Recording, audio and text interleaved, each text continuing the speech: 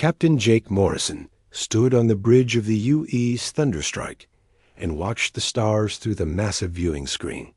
The ship was huge, almost 2 kilometers long, and it was the first real warship that humans had ever built. For 15 years, Earth had been working on this moment. Ever since the aliens first came to visit, the bridge was quiet, except for the soft hum of computers and the gentle vibration of the engines far below. Jake could feel the power of the ship around him, all that metal and technology ready to prove that humans belonged in space. He had waited his whole life for this day. Admiral Lisa Campbell sat in her office back on Earth, watching the same stars through her own screen. She knew that everything would change today. The aliens had made it very clear that humans were not allowed to build big warships. They called humans a young species that needed to stay quiet and follow orders. Lisa had other ideas. The alien Confederation had ruled space for 300 years. They had ships from many different worlds, all working together to keep the peace. But their peace meant that newer species like humans had to do what they were told. They could only build small ships for trading and exploring. Warships were forbidden. Chief Engineer Ryan Blake worked in the engine room, checking every system one more time. The Thunderstrike used a new kind of power that the aliens had never seen before. Instead of the energy crystals that alien ships used, humans had built engines that could eat stars and turn that power into speed. Ryan was proud of what they had made. Commander Helen Torres watched her sensors from the navigation station. She had been tracking alien ship movements for weeks, and today she could see something coming. 3 alien patrol ships were heading toward their position, probably to tell them to go home like always. Lieutenant Danny Foster sat at the weapons station, his hands resting on controls that had never been fired in anger. The Thunderstrike carried rail cannons that could shoot chunks of metal faster than anything the galaxy had ever seen.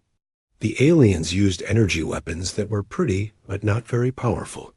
Danny wondered if the rail cannons would work as well as the scientists promised. Communications Officer Betty Hughes listened to the alien radio signals getting stronger as the patrol ships came closer. She could hear the casual way they talked to each other, like they were just going to shoo away another group of human explorers. They had no idea what they were really facing. Lieutenant Colonel Sam Rodriguez studied the alien ships through his tactical display. He had spent years learning everything he could about alien technology and fighting methods. Their ships were fast, and their shields were strong against energy weapons, but they had never fought anyone who threw rocks at them really fast. Jake walked around the bridge, looking at each of his crew members. These were the best humans that Earth could find, and they were about to make history. For too long, humans had been told to sit in the corner and be quiet while the aliens decided what was best for everyone. Today that would end. The alien ships came closer, and their leaders started sending the usual message. Commander Zethrock of the Hegemony announced that the human ship was in violation of galactic law and must surrender immediately for inspection. His voice carried the bored tone of someone who had done this 1,000 times before. Betty looked up from her station and shook her head. Jake smiled and walked over to the captain's chair. He had practiced this moment in his mind many times, but now that it was here, he felt surprisingly calm. Chief Gunner Pete Williams powered up the defensive systems as the alien ships moved into attack formation.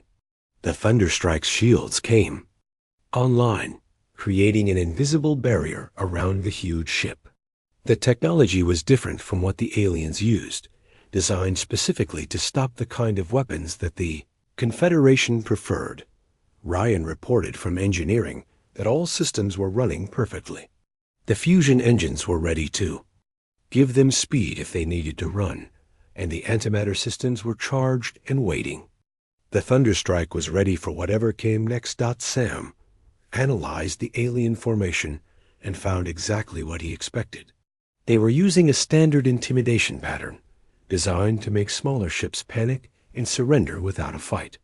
The aliens had never needed to develop complex tactics because no one had ever fought back before. Jake opened a communication channel to the alien commander and spoke in a clear, steady voice.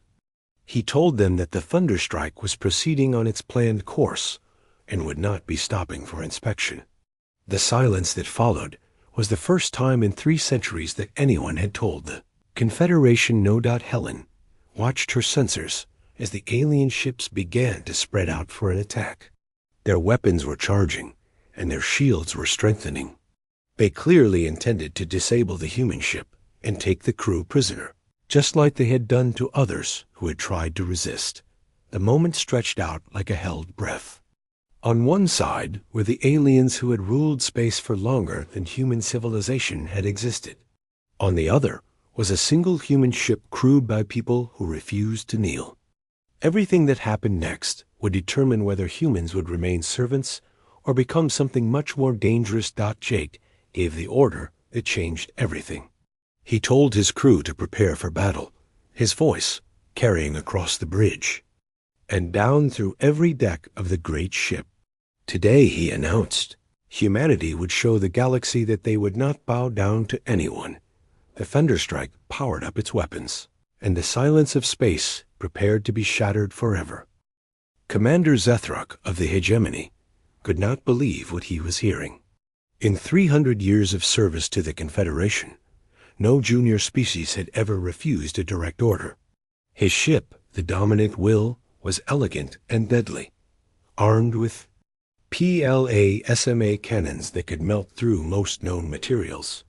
Behind him flew 2 more patrol vessels, equally confident in their superiority. The human ship was big. Zethrak had to admit that. It was bigger than most alien ships he had seen, but size meant nothing without proper technology. These humans were barely 50 years into space travel, while his people had been crossing the galaxy since before Earth had developed agriculture. This would be a simple lesson in galactic hierarchy. Betty Hughes intercepted the alien response and felt a chill run down her spine. Commander Zethrak was not just demanding surrender anymore. He was threatening to destroy the Thunderstrike if they did not immediately power down their weapons and prepare for boarding. His tone had shifted from bored authority to genuine anger. Lieutenant Colonel Sam Rodriguez watched the alien ships move into attack formation and felt his pulse quicken. This was it, the moment that would determine whether humans had a future in space or become another conquered species. The aliens were arranging themselves in a triangle pattern, preparing to hit the Thunderstrike from 3 different angles at once. Captain Jake Morrison listened to the alien threats with growing determination. These creatures had spent so long telling other species what to do that they could not imagine anyone fighting back. They thought humans would panic and give up at the first sign of real violence. They were about to learn how wrong they were. The first alien plasma bolts came screaming across space like angry red lightning. They struck the Thunderstrike's shields and scattered into harmless light, unable to penetrate the adaptive barriers that human engineers had designed. The aliens fired again, pouring more energy into their attack. But the result was the same. Chief Engineer Ryan Blake monitored the shield systems from engineering and smiled grimly. The alien weapons were exactly as powerful as intelligence reports had suggested, which meant they were nowhere near strong enough to threaten the Thunderstrike.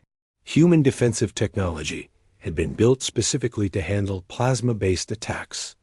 Commander Zethrak stared at his weapons display in confusion. His plasma cannons should have crippled the human ship with the first volley, but their shields were holding perfectly. He ordered his ships to increase power and fire continuously, certain that no defensive system could withstand a sustained bombardment. Lieutenant Danny Foster watched his weapon systems come online and felt the awesome power of the rail cannons. Charging up, each cannon could accelerate a tungsten slug to 10% of light speed, turning a simple piece of metal into a weapon more destructive than most nuclear bombs. The aliens had no idea what was coming. Commander Helen Torres tracked the alien ships as they maneuvered for better firing positions. Their movements were predictable, following standard Confederation tactics that had worked against every other species they had encountered. But humans were not like other species, and the Thunderstrike was not like other ships. Chief Gunner Pete Williams coordinated the defensive fire as alien plasma continued to splash harmlessly against the shields. The beautiful energy weapons that had terrorized the galaxy for centuries were nothing more than pretty lights against human technology. Pete was ready to show the aliens what real weapons looked like. Captain Morrison watched the alien attack continue for several more minutes, letting them waste their energy and reveal their capabilities. When he was satisfied that he understood their limitations, he opened a ship-wide communication channel and spoke the words that would echo through history. He told his crew to fire, his voice calm and steady despite the magnitude of the moment. This was the first time humans would use their weapons in anger, the first time they would show the galaxy what they were truly capable of when pushed too far. The rail cannons spoke with a voice like thunder, launching their projectiles across the void at speeds that turned matter into pure energy. The tungsten slugs crossed the distance to the alien ships in seconds, moving too fast for any defensive system to track or intercept. Commander Zethric saw something impossible happen. The lead human ship had fired some kind of weapon, but his sensors could barely detect the projectiles.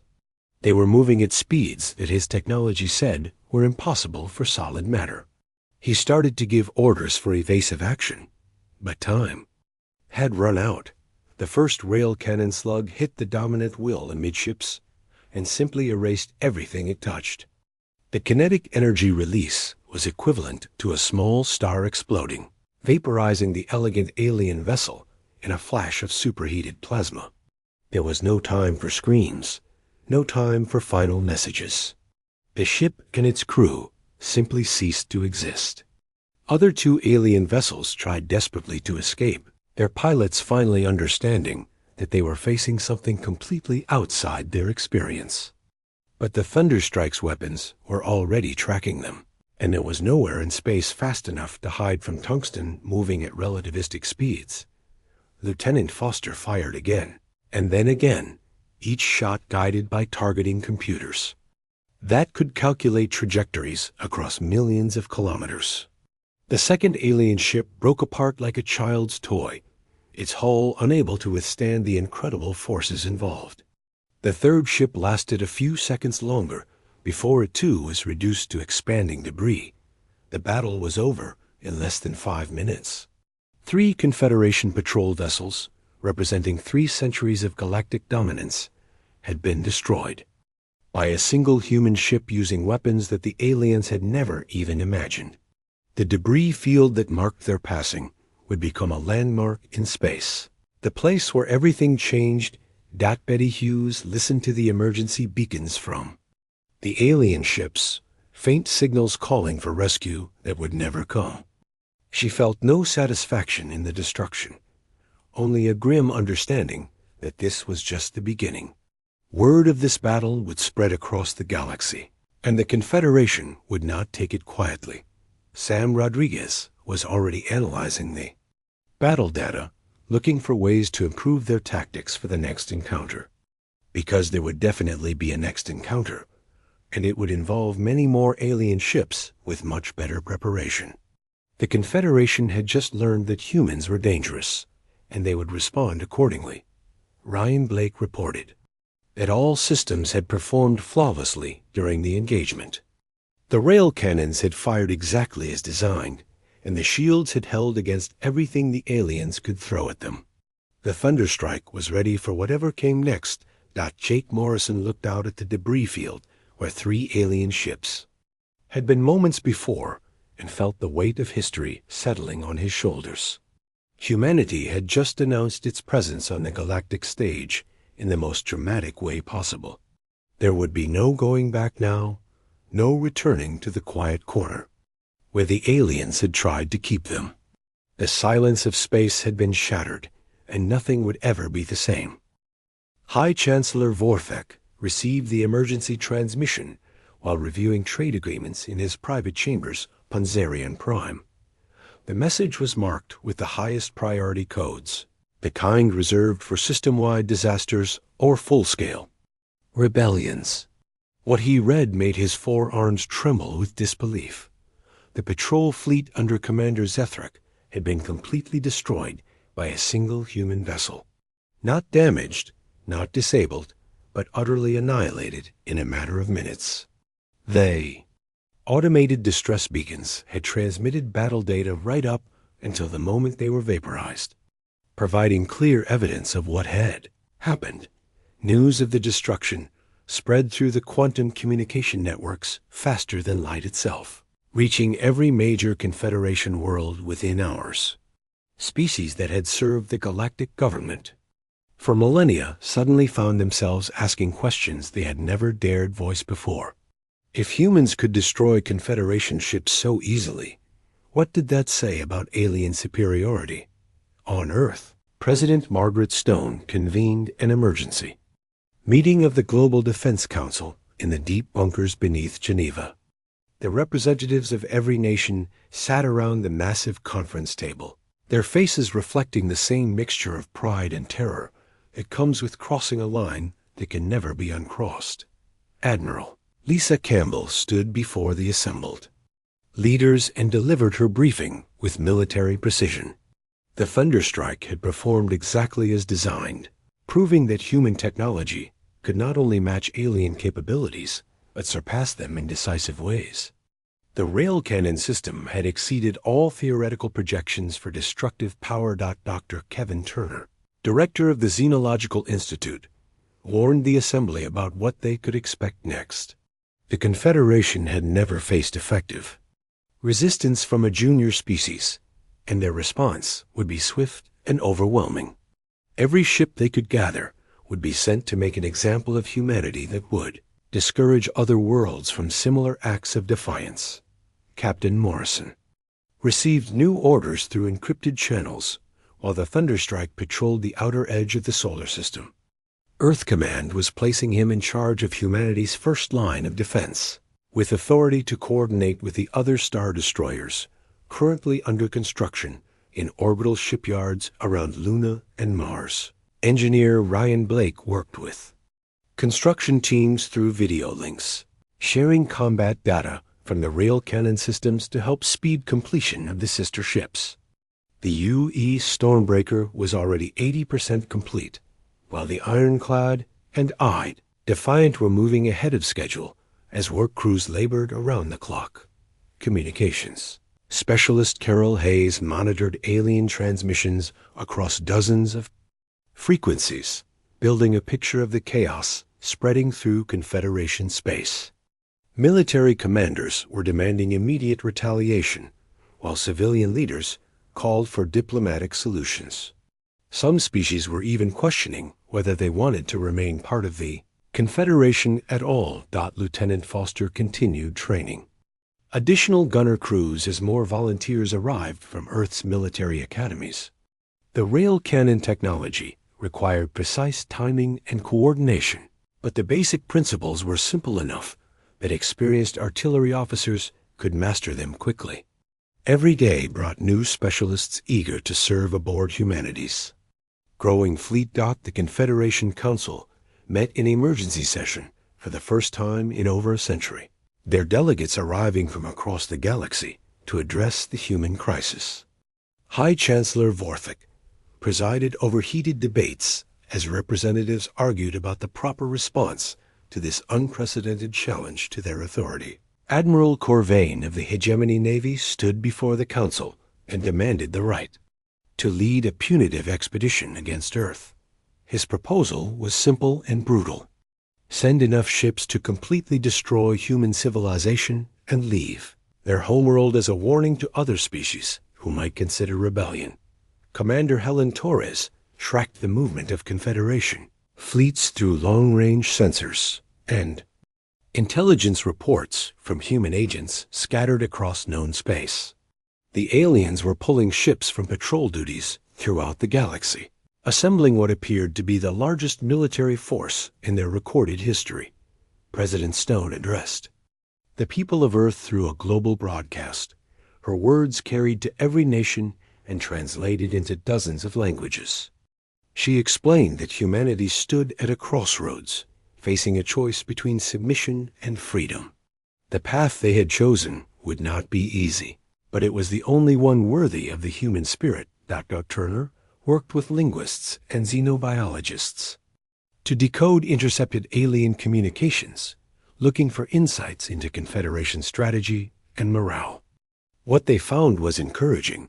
Many alien species were expressing doubts about the wisdom of attacking humans, especially after seeing how easily their patrol ships had been destroyed. Admiral Campbell coordinated with military leaders around the world as Earth's defenses prepared for the coming storm. Ground-based rail cannon installations were being constructed at strategic points across the planet, while the orbital platforms around Luna received upgrades to their missile systems. The Stormbreaker completed its final trials and joined the Thunderstrike on patrol, doubling humanity's space-based firepower. Captain Linda Parker took command of the new vessel, bringing with her a crew trained specifically for the advanced weapon systems that made human ships so deadly. Meanwhile, on distant worlds throughout the galaxy, other species watched the unfolding crisis with growing interest. The Confederation had ruled through fear and superior technology for so long that many had forgotten what resistance looked like. Now humans were showing them that even the most powerful empires could be challenged. Refugee ships began arriving at human-controlled stations, carrying aliens who had fled Confederation worlds rather than participate in a planned attack on Earth. These refugees brought valuable intelligence about alien military capabilities and strategic planning, information that could prove crucial. In the battles to come, Captain Morrison received reports that the Confederation was assembling a fleet of over 200 ships from 17 different species. The force would be led by the massive dreadnought Eternal Dominion, a vessel so large that it served as a mobile command center for entire star systems. Chief Gunner Pete Williams worked with weapons specialists to develop new ammunition types. For the rail cannons, including cluster rounds that could engage multiple targets simultaneously, and penetrating rounds designed specifically to destroy heavily armored command ships. The humans were preparing for a battle unlike anything the galaxy had ever seen. Lieutenant Colonel Saul Rodriguez studied tactical projections and battle simulations, looking for ways to maximize the effectiveness of humanity's limited fleet against overwhelming numbers. The key would be mobility and concentration of firepower, using the superior speed and range of human weapons to engage the aliens on favorable terms. As reports arrived of the alien fleet's departure from Confederation space, heading directly for the Sol system, Admiral Campbell issued the final preparations order. Every human ship, every defense platform, every orbital station would be ready when the enemy arrived. The silence of space around Earth would soon be broken by the thunder of the greatest battle in galactic history.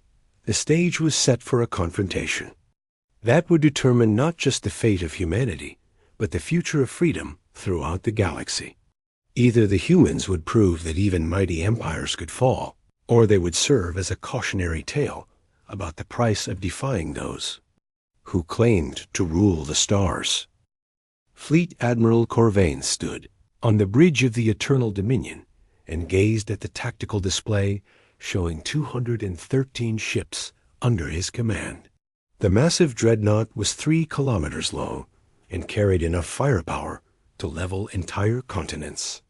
Behind him flew vessels from 7 different species, all united in their determination to crush human resistance and restore proper order to the galaxy. The human solar system appeared on the long-range sensors like a small cluster of lights around an ordinary yellow star.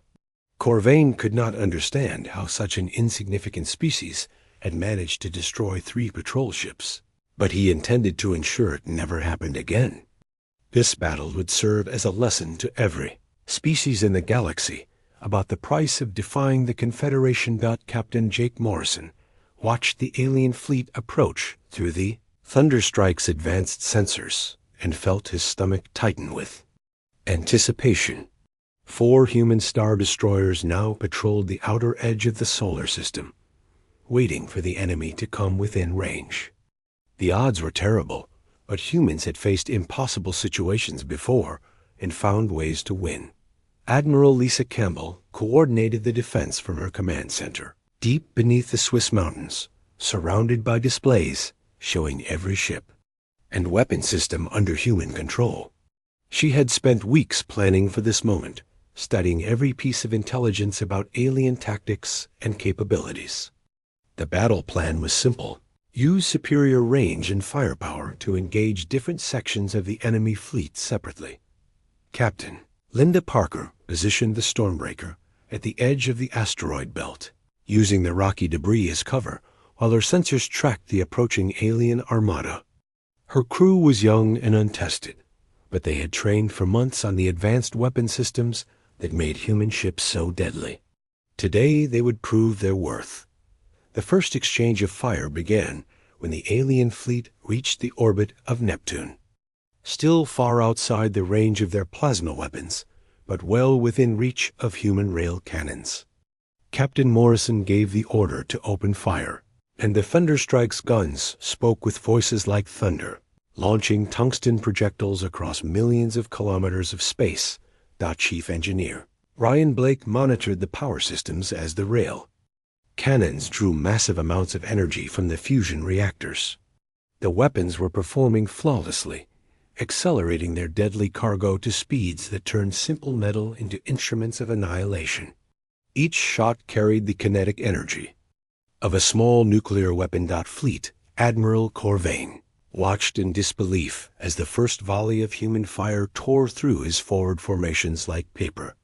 Ships that had dominated the galaxy for centuries simply vanished in flashes of superheated plasma, their hulls unable to withstand the incredible forces involved.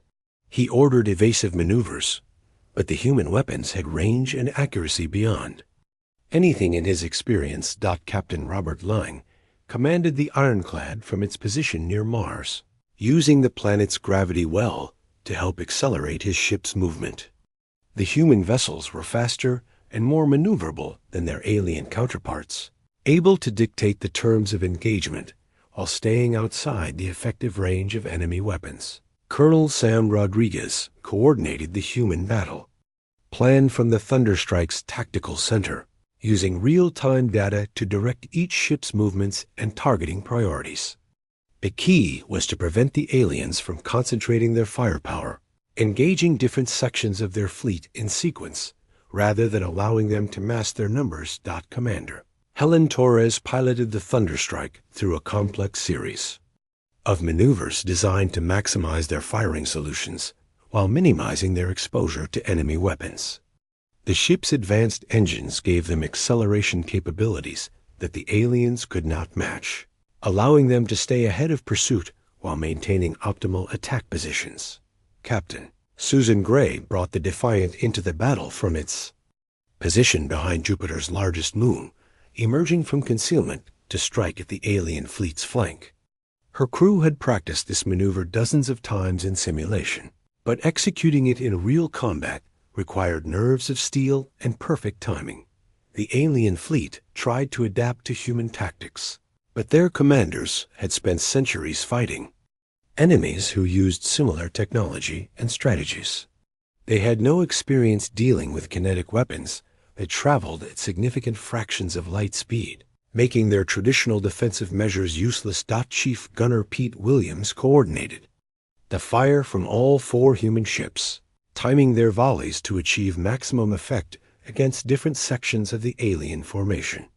The rail cannons could penetrate any known defensive system, but ammunition was limited and every shot had to count in a battle. Against such overwhelming numbers, Fleet Admiral Corvain ordered his remaining ships to concentrate their fire on the known largest human vessel, hoping to overwhelm its defenses through sheer volume of plasma fire. The Eternal Dominion led the charge, its massive weapons arrays lighting up space with deadly energy.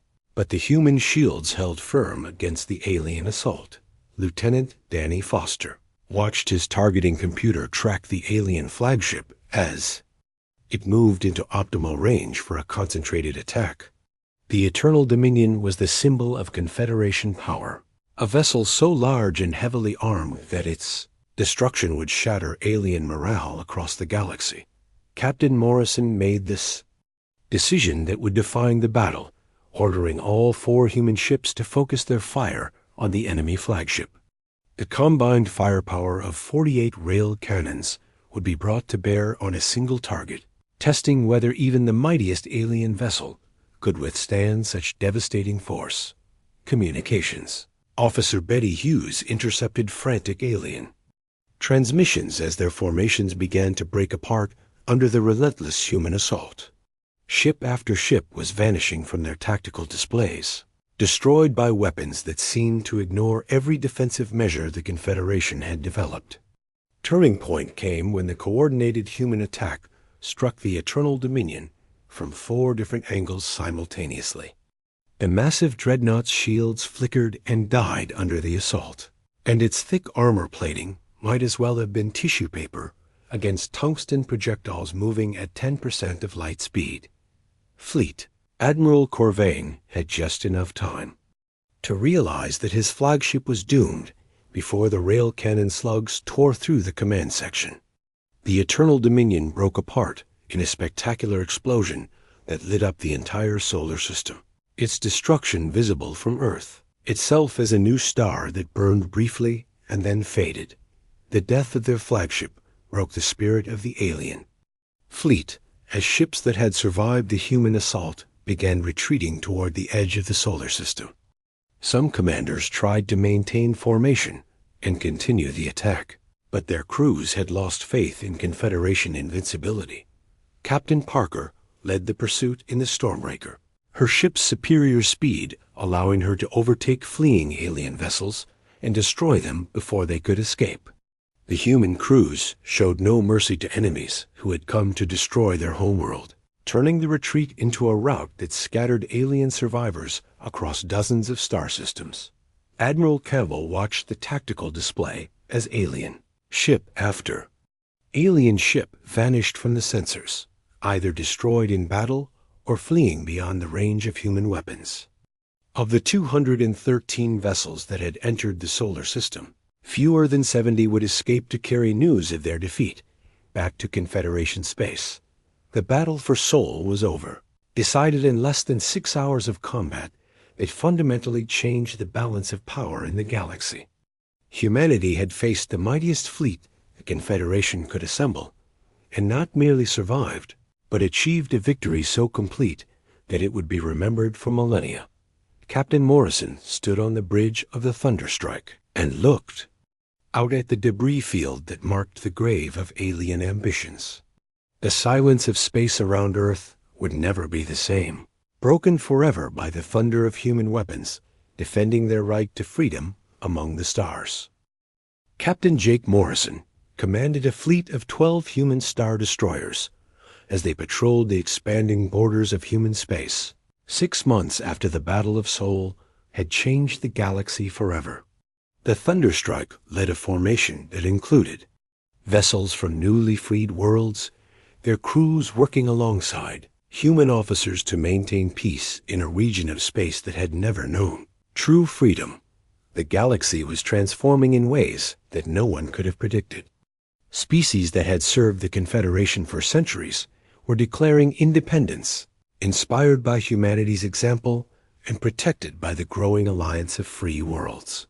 The rigid hierarchy that had dominated space for 300 years was crumbling as oppressed civilizations found their voices. Admiral Lisa Campbell worked from her new headquarters on Luna, coordinating humanity's role as liberators rather than conquerors. The moon base had become the center of operations for what was now called the Galactic Liberation Alliance, a growing coalition of species determined to Build a better future based on equality and mutual respect. The Confederation Council met. An emergency session on their heavily fortified capital world, surrounded by the few remaining loyal fleets as their empire disintegrated around them. High Chancellor Vorthik struggled to maintain control as world after world severed ties with the central government, taking their ships and resources with them to join the human-led ALLINCE. Dr. Kevin Turner stood before the representatives of 43 species in the Great Assembly Hall on Luna, helping to draft the charter that would govern their new confederation. The founding principle was simple but revolutionary. No species had the right to dominate another, and all civilizations would be treated as equals regardless of their technology or military power. Engineer Ryan Blake led teams of scientists and engineers from dozens of worlds as they worked together to share technological innovations. The rail cannon technology had become the foundation for a new generation of defensive weapons, but humans were careful to maintain their advantages while helping others protect themselves from Confederation retaliation. Communications Officer Carol Hayes coordinated the quantum relay network that now carried messages of hope across the galaxy. Former Confederation worlds broadcast their declarations of independence, knowing that human star destroyers and their allies stood ready to defend their freedom against any attempt at reconquest. Captain Linda Parker commanded a mixed fleet of human and alien vessels as they responded to a distress call from the Rigel system, where Confederation loyalists were attempting to crush a rebellion. The battle was brief and decisive, with human rail cannons making short work of the outdated plasma weapons that the aliens still relied upon. A victory at Rigel demonstrated how completely the balance of power had shifted in just 6 months. What had once been the mightiest military force in the galaxy was now reduced to scattered groups of ships, desperately trying to hold together an empire that was falling apart faster than they could respond to new crises. President Margaret Stone addressed the people of Earth from the newly constructed orbital platform above Geneva. Her words carried across the solar system to the expanding network of human colonies and allied worlds. She spoke of the responsibility that came with power and the importance of using strength to protect rather than dominate. Captain Robert Lane patrolled the former Confederation trade routes with the Ironclad, ensuring that commerce could continue between worlds that had chosen freedom. The old system of tribute and forced labor was being replaced by voluntary trade agreements that benefited all participants equally. Lieutenant Colonel Sam Rodriguez analyzed intelligence reports from across the galaxy, tracking the movements of remaining Confederation forces and identifying worlds that might need assistance in their struggle for independence. The humans had become expert at arriving just when their help was needed most, turning local rebellions into successful revolutions. Commander Helen Torres received a transmission that would have been impossible just months earlier. A message from Commander Zethrak of the former Hegemony Navy. The alien officer who had led the first patrol encounter with humanity was now leading a rebellion within Confederation ranks, using captured ships to strike at his former masters. The message carried a note of respect that would have been unthinkable when the two species first met in battle. Commander Zethrak acknowledged that humans had taught the galaxy a valuable lesson about the power of determination and the importance of standing up to tyranny, even when the odds seemed impossible. Captain Susan Gray established the first human deep space colony on a world at the edge of former Confederation space, where refugees from dozens of species worked together to build a new society. The colony became a symbol of what could be achieved when different civilizations cooperated as equals. Chief Gunner Pete Williams trained alien crews in the operation of rail cannon systems, sharing the technology that had made human victory possible. The weapons were being installed on ships throughout the Alliance, ensuring that no single species would ever again be able to dominate the others through superior firepower. Dr. Turner worked with xenobiologists from across the galaxy to establish the Archive of Galactic Freedom, a massive database that would preserve the histories and cultures of all species in the Alliance. Too many civilizations had lost their heritage under Confederation rule, and the humans were determined to prevent such cultural destruction in the future. Admiral Campbell coordinated the defense of the growing Alliance as Confederation remnants made desperate attempts to reclaim their lost territories. Each attack was met by combined fleets of human and alien vessels, demonstrating the strength that came from unity and shared purpose. The Thunderstrike received new orders to investigate. Reports of Confederation forces massing near the galactic core, where the most loyal species still maintained significant military strength. Captain Morrison prepared his crew for what might be the final confrontation with the old order. Lieutenant Danny Foster had become an expert instructor in rail cannon tactics, his experience from the first battles making him invaluable in training. New gunners from allied species, the weapons that had once been humanity's secret advantage, were now protecting dozens of worlds across the galaxy. Communications networks carried word of new victories almost daily, as species after species broke free from Confederation control. The quantum relays that had once carried orders from the capital now transmitted declarations of independence and mutual defense agreements between free worlds. President Stone announced the completion of Earth's first interstellar shipyard, located at the edge of the solar system, where it could serve both human expansion and Alliance defense needs. The facility would produce a new generation of ships designed jointly by engineers from multiple species. Captain Morrison stood on the bridge of the Thunderstrike as it approached the coordinates where Commander Zethruck had requested a meeting. The former enemies would discuss joint operations against the Confederation remnants, working together to ensure that tyranny could never again take root in their part of the galaxy. The meeting took place in the debris field, where their first battle had occurred, now marked by a memorial to all those who had died in the struggle for freedom. Human and alien representatives worked side by side to plan operations that would have been unthinkable just a year earlier. As the conference concluded, Captain Morrison reflected on how quickly everything had changed. The silence of space that had once been enforced by Confederation might now rang with the voices of free peoples, charting their own destiny among the stars. The age of domination was ending, replaced by something far more powerful than any empire. The final scene showed Earth's newest star destroyer, the U.S. Liberty, launching from the interstellar shipyard as construction began on facilities that would serve the entire Alliance.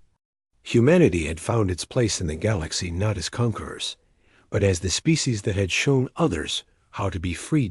In the depths of space, the silence had indeed been shattered, replaced by the sound of countless voices singing the same song of freedom across the galaxy. The thunder of human weapons had awakened something that no force could ever silence again: the determination of free beings to remain free.